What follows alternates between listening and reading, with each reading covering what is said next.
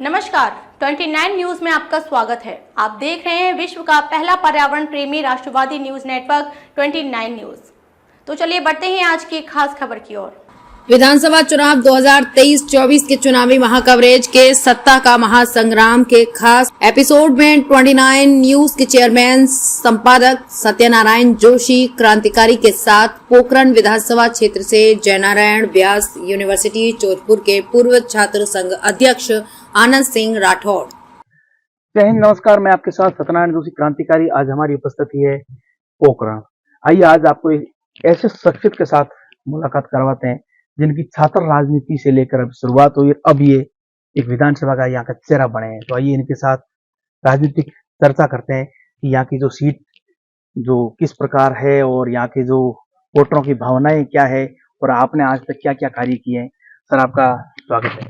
नमस्कार जी, आपने जो छात्र राजनीति की जो शुरुआत की है और उसके बाद अभी आप जो एक विधानसभा का चेहरा बन रहे हैं, तो आपने ऐसे क्या कार्य किए, थोड़ा दर्शकों को बताइए।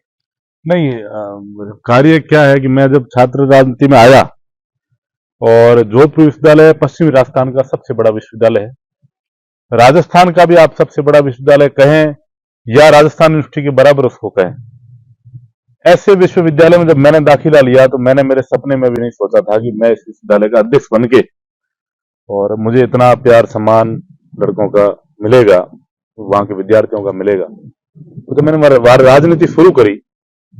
मैंने जब राजनीति शुरू करी उस समय मेरा टिकट पहली बार कट गया था और मेरे भाई समान थे, या ये समझो कि हम सब के आज प्रेरणा स्रोत स्वर्गीय भोम सिंह जी को विद्यार्थी परिषद ने टिकट दिया। तो हम लोग सारे उनके साथ मिलके, पूरा संगठन और जो प्रत्याशी थे उन सारे लोगों ने मिलके बहुत मेहनत की और हम बहुत कम वोटों से वो चुनाव जीत गए।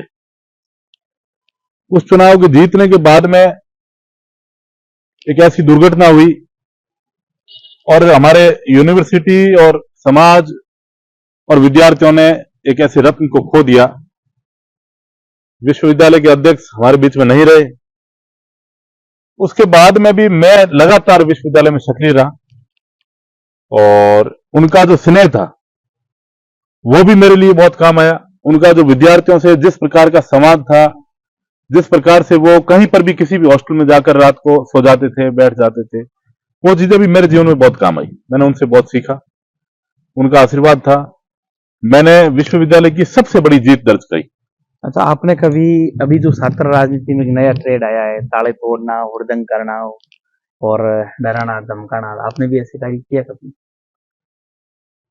पर क्या है कि हमारे समय जो ये आजकल जो सोशल मीडिया ज्यादा है, मेरे समय ये नया नया आया था, इतना ज्यादा वो था नहीं। ये जो रील्स वगैरह जो आजकल जो चलता है ट्रेंड, हाँ, जो छात्र नेता होता है, छात्र संघ का अध्यक्ष होता है, वो युवा होता है, एग्रेसिव भी होता है, तो इस प्रकार की होती है, लेकिन कम था। समाज से प्रदर्शन के और भी कई तरीके होते हैं, उनसे अगर बात पार पड़ रही है तो फिर इसकी जरूरत, लेकिन ऐसा होता था पहले भी। हमारे से पहले भी जो रहे हैं उन्होंने भी खूब विश्वविद्यालय में टेबलें बजाई। एक छात्र नेता का जो चांसलर को, जो प्रोफेसर को डरा धमका रहा है, तो ये कहीं ना कहीं गरिमा नहीं, वो बिल्कुल राजस्थान यूनिवर्सिटी का एक वीडियो वायरल हुआ था और ऐसा नहीं होना चाहिए। अच्छा, तो वो हमारे गुरु जो राजस्थान सरकार ने जिस प्रकार ये रोक लगाई है चुनाव के ऊपर, तो ये कहीं ना कहीं छात्रों के हितों को दबाए नहीं जा रहा? ये मैं तो सीधा आपको ये बता रहा हूं कि राजस्थान की जो मौजूदा सरकार है, इन्होंने अपनी जो भी एजेंसियां थी उनसे सर्वे करवाकर, और ये बहुत प्लान से पीछे हटे। ये लोग ये डर चुके थे और सारे विश्वविद्यालय से इनके पास ये सूचना आ रही थी कि एनएसयूआई बुरी तरीके से हर जगह हार रही है, और ये जो इन्होंने कदम उठाया है इसका खामियाजा यूथ इनको आने वाले विधानसभा चुनाव में देगा। छात्र संघ के चुनाव होने चाहिए। अब बात कर रहे हैं हम आपके जो जैसलमेर पोखरण जो भारतीय जनता पार्टी की स्थिति की, अभी हाल ही में जो परिवर्तन की यात्रा निकली है, तो परिवर्तन जो जन संकल्प यात्रा में कैसा रुझान था लोगों का आपके प्रति? जबरदस्त उत्साह था। और आपने देखा होगा कि परिवर्तन यात्रा जहां जहां से गुजरी है, हमारे यहाँ हमारे रामदेव जी की पवित्र धरती रामदेवरा से आदरणीय राजनाथ सिंह जी यहाँ पधारे, यहाँ से जब निकली तो हजारों की संख्या में यहाँ 20,000 से ज्यादा लोग इकट्ठे हुए और हजारों की तादाद में लोग उसके साथ चले पूरी यात्रा में। ये अपने आप में परिवर्तन की बयार है। ये जो जन समूह जो इकट्ठा हो रहा है, ये इंगित कर रहा है कि कांग्रेस की जो सरकार है उसको उखाड़ फेंकना। आप वसुंधरा जी के करीबी माने जाते हो, अक्सर आपके जो वीडियो सोशल मीडिया पे जो वसुंधरा जी के साथ शेयर होते हैं। नहीं, वसुंधरा जी भाजपा की राष्ट्रीय उपाध्यक्ष है, राजस्थान की 2 बार मुख्यमंत्री रही है, और सारे लोग भारतीय जनता पार्टी के जो कार्यकर्ता है, जो करीबी जो लोग काम कर रहे हैं इस क्षेत्र में, सारे करीबी है। ऐसा कोई मेरे ऊपर तो विशेष आपकी नहीं। जो आप बीजेपी की जो आपसी रणनीति है, क्या वो आपको नुकसान नहीं पहुंचाएगी? आपसी मनमुटाव? नहीं, आपसी मनमुटाव बीजेपी में नहीं। भारतीय जनता पार्टी में मैं नहीं मानता कि अखबारों और न्यूज चैनल जो है उनकी उपज है। भारतीय जनता पार्टी एक परिवार है, एक छत के नीचे बैठने वाले सारे लोग हैं, और किसी प्रकार का कोई मनमुटाव नहीं। यह आपने परिवर्तन यात्राओं में देखा होगा, हर जगह हमारा केंद्रीय पोखरण में आपसी मनमुटाव नहीं दिखा? नहीं, मुझे बिल्कुल पोखरण में सारे लोग एकजुट है। हमारा एक ही लक्ष्य है कि साले मोहम्मद जो यहाँ कैबिनेट मंत्री है, उन्होंने जो उनका कुशासन 5 वर्ष जो चला है, क्या उसको ऐसा कैसे कोई एक उखाड़ दो दें? कुशासन बताइए आप। देखिए, मैं आपको बताऊं, भ्रष्टाचार शायद भूतों ने भविष्यति, भ्रष्टाचार चरम पर है। और मैं आपको बताऊं, आपको बड़ा ताजुब होगा कि अभी मैंने प्रेस कॉन्फ्रेंस करी थी थोड़े दिन पहले, पोखरण में 1.5 साल से, मतलब जो शौचालय का पानी होता है, इस प्रकार का गंदा पानी पोखरण की जनता पी रही थी।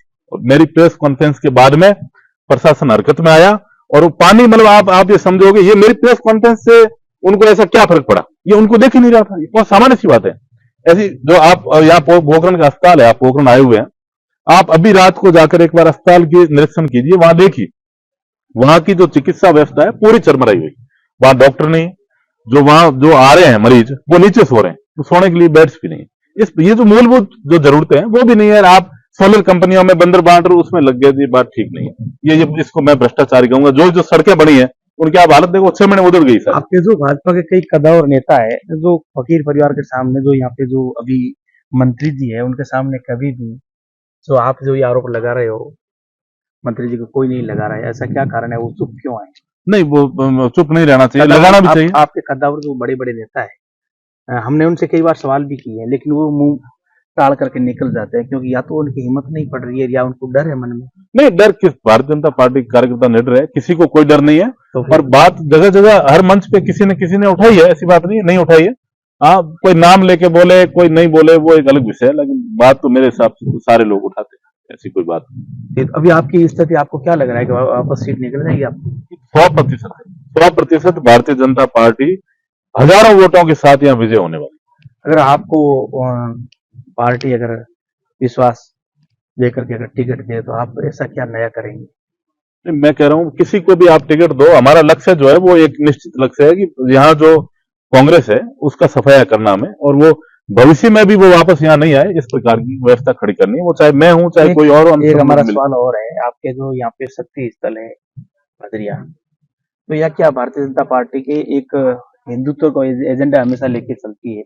क्या वो राम मंदिर जैसे मुद्दे है, या इस प्रकार के जो शक्ति स्थल भी आपके जो घोषणा पत्र में शामिल है आने वाला टाइम में? बिल्कुल। ये बादरिया जो है पोखरण विधानसभा में है, और आने वाले समय में जब हमारी सरकार बनेगी, यहाँ जो भी प्रत्याशी जो होगा और वो विजयी होगा, तो उसके बाद वहां की जो चरमराई हुई व्यवस्था है, अभी वहां मान लो, मैंने ऐसा सुना है कि इनके कारण, कांग्रेस की सरकार के कारण, वहां की जो गौशाला है उसका सही फीडबैक ऊपर नहीं जा रहा है, या जो भी उनको मिलना चाहिए वो नहीं मिल रहा है। इस प्रकार की व्यवस्था है, तो उसमें निश्चित रूप से सुधार होगा। और किसी को भी, हर किसी को बिना राजनीति से ऊपर उठकर गौशाला और ऐसे मामले में हर किसी को आगे आकर उसकी मदद करनी चाहिए। लोग बिल्कुल उस व्यवस्था को खड़ी करेंगे। आपके बीजेपी के अंदर जो टिकट प्रणाली है, वो किस हिसाब से मिल रही है?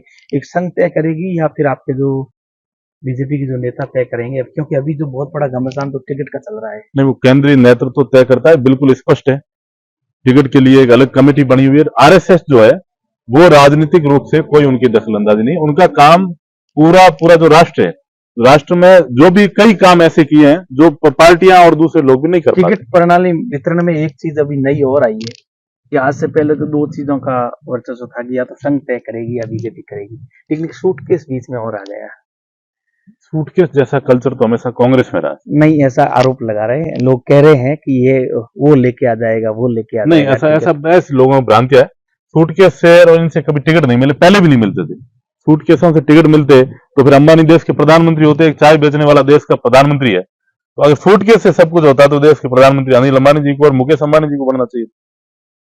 तो ये अब कल्चर हमारे यहाँ आपको क्या लग रहा है कि ये आप जिस क्षेत्र के अंदर आप काम कर रहे हो और आप हमेशा जो अपनी फीडबैक भी पार्टी को भेज रहे हैं और आपका जो हम सोशल मीडिया पे वर्चस्व भी देख रहे हैं, क्या पार्टी आपको टिकट देगी? सर, सीमावर्ती क्षेत्र है और मैं आपको कह रहा हूं कि पार्टी जिसको भी टिकट देगी, मैं पार्टी कार्यकर्ता हूं और भी लोग हैं वो पार्टी कार्यकर्ता, जिसको भी टिकट देगी हमारा काम ये है कि इस पार्टी को उन बहुमत के साथ। दावेदारी तो आपने की है? हाँ, दावेदारी बिल्कुल, मैंने पिछली बार भी करी थी, पिछली बार भी मैंने दावेदारी करी थी। आदरणीय प्रतापपुरी जी पिछली बार चुनाव लड़े, बहुत कम वोटों से चुनाव हार गए, का क्षेत्र की जनता ने मैं अफसोस लास्ट की। अंतिम सवाल आपसे करूंगा कि अगर आपको टिकट देती है तो जो जनहित के मुद्दे हैं वो कांग्रेस ने पूरे कर दिए, जैसे पानी है, बिजली है, वो सब फ्री में दे दिया है, जनता को जो मिलने चाहिए वो सब फ्री में मिल रहे हैं। आपका एजेंडा क्या रहेगा? सर, यहाँ सबसे बड़ी जो दिक्कत है मैं आपको बताऊं कि ये 50 साल पहले होना चाहिए था। ये जो आपके- एजेंडा उनका चल रहा है, आप सही मान रहे हो क्या? क्या नहीं, वास्तव में पानी ये लाइट फ्री में कहाँ है? लाइट आ ही नहीं रही है, लाइट फ्री की दो मोबाइल भी दी है सर। मोबाइल देने से मैं नहीं समझता कि इससे कुछ फर्क पड़ रहा है। मैं तो ये कह रहा हूं हमारे यहाँ की जो सबसे बड़ी समस्या है, सोलर कंपनियां जो पूरे विश्व की यहाँ बड़ी बड़ी कंपनियां यहाँ सोलर स्थापित कर रही है, उनमें जो रोजगार जो यहाँ के युवा को मिलना चाहिए वो सबसे बड़ी समस्या है। और रोजगार लेने के लिए बिहार से, पता नहीं गुजरात से, कहां से लोग आके यहाँ रोजगार ले रहे हैं। और हमारे यहाँ का जो युवा है, जो इंजीनियरिंग किया हुआ है, डिप्लोमा किया हुआ है, वो वहां पीड़ित है, वो या तो गार्ड की नौकरी कर रहा है या फिर उसको बाहर दर बदर भागना पड़ रहा है। उसकी हमारी ये सबसे पहले गारंटी देंगे कि यहाँ का युवा यही रोजगार मिले उसको। अगर इस प्रकार की इतनी बड़ी कंपनी आई तो क्यों रोजगार नहीं मिलना चाहिए, हमारा अधिकार है। धन्यवाद। आदरणीय भाई साहब के साथ बातचीत हुई और आपने जनहितार्थ और छात्र हितों के लिए कई बातें कही है। मिलते हैं आगे अगले शख्सियत के साथ, तब तक के लिए जय हिंद। खबरों में अब तक के लिए बस इतना ही, फिर होगी आपसे मुलाकात कुछ ऐसी ही खास खबरों के साथ। तब तक के लिए नमस्कार और देखते रहिए 29 न्यूज।